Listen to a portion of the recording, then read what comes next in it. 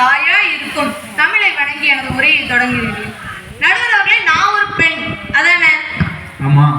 நான் நியாயப்படி பார்த்தா பெண்கள் சைடு தானே பேசணும். அப்படி ஒண்ணும் கிடையாதுமா. இல்ல பேசணும். சரி. ஆனாலும் நான் ஏன் ஆண்கள் சைடு வந்திருக்கேன் தெரியுமா? தெரியுமா? தெரியல, நீ சொன்னதான் தெரியும். நடுவர் அவர்களே, பட்டிமன்றத்துக்கு தலைப்பு கேட்கிறவரை பேசினா பெண்கள் சைடு தான் பேசணும்னு இருந்தேன். ஆனா என்னைக்கு பட்டிமன்ற பிராக்டிஸ்க்கு போனோமோ அன்னைக்கு எங்க நடுவர் படுற கஷ்டத்தெல்லாம் பார்க்க முடியாம பேசினா ஆண்கள் சைடு தான் பேசுவேன்னு ஆண்கள் சைடு வந்தேன். நடுவர் அவர்களே, எங்க நடுவர் படுற எல்லா கஷ்டத்தையும் பார்த்துட்டு எந்த விதத்துல பெண்கள் தான் கஷ்டப்படுறாங்கன்னு பேச வந்திருக்காங்களோ இந்த எதிரணி. இப்ப பேசிட்டு போனாலே எதிரணி கத்திரிக்கா சி கார்த்திகா அவங்க எல்லாம் அணியா, நாங்க சனியா. பார்க்க சாணியல் மாதிரி இருந்துட்டு சாணியாமன் சாரேன்னு பில்டப் காட்டிட்டு போறா. இதுல எங்களை பார்த்து சனின்னு வேற சொல்லிட்டு போறா. நடுவர் அவர்களே, நாங்களாம் ஸ்ரீதேவி அம்சம், அதுங்களை பாருங்க மூதேவி வம்சம். ஆமா, பார்த்தா தெரியுதா? பட்டிமன்றத்துக்கு பேச ஆளை கூட்டிட்டு வருவாங்கன்னு பார்த்தா ஒரு சுண்டலி, ஒரு பெருச்சாளி, ஒரு நச்சலி, ஒரு நட்டுவாகாளி, இதுங்க பேசுறதே நடுவுல இருந்து கேட்கறதுக்கு ஒரு தூக்குவாளி. இந்த பட்டிமன்றம் நடக்குதா இல்ல வெசத்திருமி மாநாடு நடக்குதான்னு தான் தெரியல. இப்பதான் தெரியுது ஏன் நடுவரா யாரும் இருக்க மாட்டாங்க. நடுவர் அவர்களே, ஒண்ணு மட்டும் யோசிச்சு பாருங்க.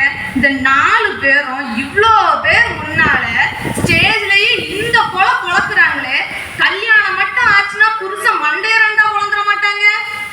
இந்த 4 பேர் கையில மாற்றவன் தான் பாவம், ஆத்துக்காரன அம்மில வச்சு அரைச்சு விடுவாளுங்க. நடுவர் அவர்களே, எதிரில் அப்பாவி மாதிரி உட்கார்ந்துட்டு இருக்காளே விவேகா, அவ வந்ததோட கேட்டேன் சாரி சூப்பரா இருக்கே எங்கடி எடுத்தேன்னு. அதுக்கு அவ சத்தம் போடாம கேளுடி சொல்றேன்னு சொன்னான். அப்ப ஏன்டி என்னாச்சு, நீ சேலை எடுத்தது யாருக்கும் தெரியக்கூடாதான்னு கேட்டேன். அதுக்கு அவ சொல்றா, இல்லடி நான் சேலை எடுத்தது வந்து கடைக்காரனுக்கே தெரியாதுன்னு சொல்றா. நடுவர் அவர்களே, இப்படி 4 பேரும் சேலை எடிட்டு வந்துட்டாங்க. எந்த கடையில ஆட்டப்படுதுன்னு அவங்கவுங்க அப்பா கிட்ட கேட்டாதான் தெரியும். பந்தலியே பாவக்கா தொங்குதடி லோலாக்கான்னு பாரதியார் சும்மாவா சொன்னாரு? பாரதியார் சொன்னாரா? ஆமா, என்கிட்ட மட்டும் தனியா வந்து சொல்லிட்டு போனாரு. முட்டாலக்கடி கிரிகிரி சைதாப்பேட்டை வடகிரின்னு திருவள்ளுவர் சும்மாயா சொன்னாரு? திருவள்ளுவர் சொன்னாரு. வாங்கிட்ட பாரதியார் சொல்லும்போது என்கிட்ட திருவள்ளுவர் சொல்ல மாட்டாரா?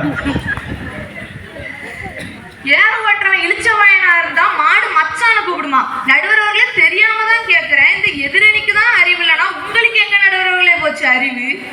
இந்த கூட்டுக்களவாணி 4 பேரும் பொய்யினே தெரியாத அளவு வாய்கிலேயே பேசிட்டு போறாங்க. நீங்க அதையும் உட்காந்து வேடிக்கை பார்த்துட்டு இருக்கீங்க.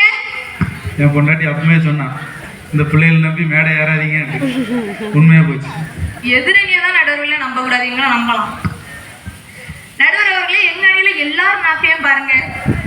எங்க எல்லாரும் நாக்களையும் ஹரிச்சந்திரன் பாய விரிச்சு படுத்திருக்காரு. பிளாஸ்டிக் பாயா கோர பாயா? கருத்து சொன்னா கேட்கணும், குறுக்கெல்லாம் பேசாதீங்க. எங்க வாயில இருந்து என்ன வந்தாலும் அது பொண்ணாதான் இருக்கும். எதிரணிய மாதிரி புலிகிட்டுலாம் தெரிய மாட்டோம். நடுவர் அவர்களே, இந்த கார்த்திகா இருக்காளே கவுத்தி போட்ட குண்டா மாதிரி இருந்துட்டு அண்டா சைஸ்க்கு வேலையை பார்த்துட்டு இருக்கா. அவங்க அப்பா அவளுக்கு பார்த்ததோட எல்லாம் வாங்கி கொடுப்பாங்களாம், வீட்டுக்காரன் வாங்கி தர மாட்டானா. அவங்க அப்பா கிட்ட 5 ரூபாய்க்கு லேஸ் பாக்கெட்டும் 50 ரூபாய்க்கு முறுக்கு பாக்கெட்டும் கேட்பான். அதுவே அவ புருஷங்கிட்ட ஏதோ குபேரன் வீட்டுல இருந்து வந்த மாதிரி 5 லட்சத்துக்கும் 50 லட்சத்துக்கும் கேட்டா அவன் அடுத்த நாளே பிள்ளையர்கள் நடந்து பிச்சை தானே எடுக்கணும். உண்மைதானே? உண்மைதான். ரோட் சைடுல இருக்க பிள்ளையர்களா இல்ல உங்க பிள்ளையர்களா? 2 பிள்ளையர்களும் பிச்சை எடுக்கணும். காலையில இது மதியம். எங்க இருந்தாலும் சரி, கலெக்ஷன் வந்தா ஓகே தான். சரி, நம்ம ரொம்ப பேசிட்டோம், பட்டிமன்றத்துக்குள்ள போவோம். இன்னும் பட்டிமன்றத்துக்குள்ள போகலையா? இப்பதானே பேப்பர் திருப்பியே. இந்த கூட்டத்துல கல்யாணம் ஆன ஆண்களும் இருக்கீங்க, கல்யாணம் ஆன பெண்களும் இருக்கீங்க. கல்யாணம் ஆன ஆண்களை பார்த்து ஒரு கேள்வி கேட்கிறேன். 7 ஜென்மத்துக்கும் இதே பொண்டாட்டி தான் எனக்கு பொண்டாட்டியா வரணும்னு எத்தனை ஆண்கள் நினைக்கிறீங்க? கொஞ்சம் கையை தூக்குங்க பாப்போம். உங்களை நம்பி தானப்பா கண்டென்ட் எடுத்துட்டு இருக்கீங்க, கையை தூக்காம இருக்கீங்க. சுரேஷ்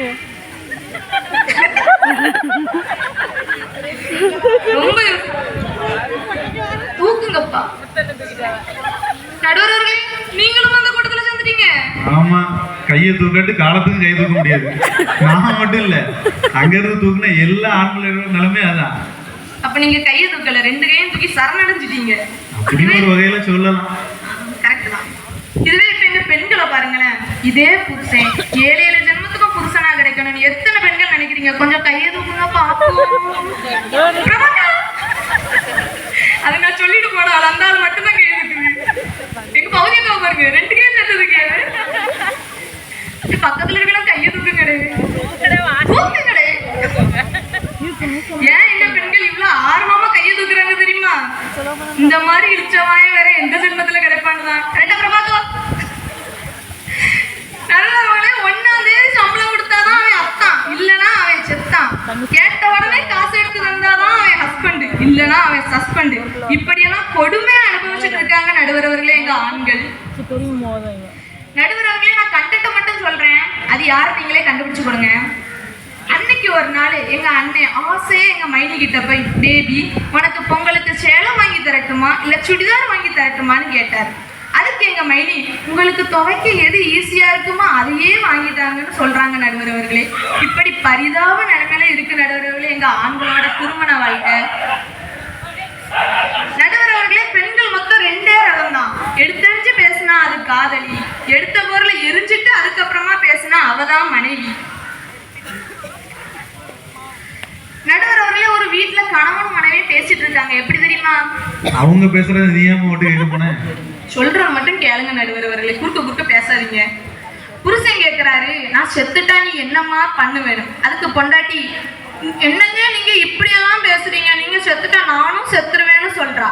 அதுக்கு புருஷன் சொல்றான், ஜோசியக்காரன் அப்பவே சொன்னான் நீ செத்தா சனிய ஒன்ன விடாதுன்னு. இது எங்க நடந்தது ஞாபகம் இருக்கா உங்களுக்கு? இல்லையா? ஒட்டு கேட்டேன்னு சொன்னீங்கல்ல, பிராக்டிக்ஸ் வரும்போது உங்க வீட்டுல ஒட்டு கேட்டதுதான். அப்படியா? சத்தமா பேசாதானே கேட்க மாட்டாளா? நம்ம ஊரு பெண்களுக்கு ஒரு டிப்ஸ் சொல்றேன் நடுவரவர்களே, சொல்லட்டா? சொல்லுமா சொல்லு. ஆண்களுக்கு நான் ஒரு டிப்ஸ் சொல்றேன். புருஷனோட ஆயுள் நீடிக்கணும்னா திருவாரூதை விரதம், சுமங்கலி விரதம்லாம் இருந்து எந்த பிரயோஜனமும் இல்ல. மௌன விரதம் இருந்து பாருங்க, 100 வருஷம் என்ன 200 வருஷம் நிம்மதியா இருப்பாங்க. ஆண்கள் வீட்டுல அடி விடாம இருக்கு. நான் டிப்ஸ் சொல்லட்டா? சொல்லுங்க கேப்போம். பொண்டாட்டி ஏதாவது சொன்னா சரிமா சாரிமா இந்த 2 மந்திரத்தையும் சொல்லுங்க, உங்களுக்கு ஒரு அடி விடாது. நடுவரவர்களே அன்னைக்கு நம்ம பிரபாகா கிட்ட கேட்டேன், உங்களுக்கு 100 மாப்பிள்ளை பார்த்திருந்தாமே, ஏன் 100 மாப்பிள்ளைய ரிஜெக்ட் பண்ணிட்டு 101ஆவதா எங்க அத்தானா ஓகே பண்ணி கல்யாணம் பண்ணீங்கன்னு கேட்டேன். அதுக்கு பிரபாகா என்ன தெரியுமா சொன்னாங்க? 100 மாப்பிள்ளையும் டீ காபி மிச்சர் முறுக்கெல்லாம் சாப்பிட்டுட்டு போயிட்டாங்க. ஆனா அவங்க அத்தா மட்டும்தான் டீ காப்பிலாம் குடிச்சிட்டு தட்டு டம்ளர் எல்லாம் கழுவி வச்சுட்டு போனாருன்னு சொன்னாங்க. அதான் அந்த தன்னடக்கம் ரொம்ப பிடிச்சுதான் கல்யாணம் பண்ணேன்னு சொல்றாங்க நடுவரவர்களே. இது உண்மையா? இது யார்ட்டையும் சொல்லாதன்னு சத்தியம் வாங்கிதுன்னு பாத்திரத்தெல்லாம் கழுவணும், எல்லார்ட்டையும் சொல்லிட்டாரா? பௌதியக்க சொன்னாங்களா? நடுவரவர்களே பிள்ளை நல்லது பண்ணா தாய போல பிள்ளை நூல போல சேலைன்னு சொல்லுவாங்க. அதுவே அந்த பிள்ளை தப்பு பண்ணா அப்பனுக்கு பிள்ளை தப்பாம பிறந்திருக்குன்னு சொல்லுவாங்க. இந்த கொடுமையெல்லாம் எங்க ஆண்கள் எங்க கொண்டு சொல்லுவாங்க?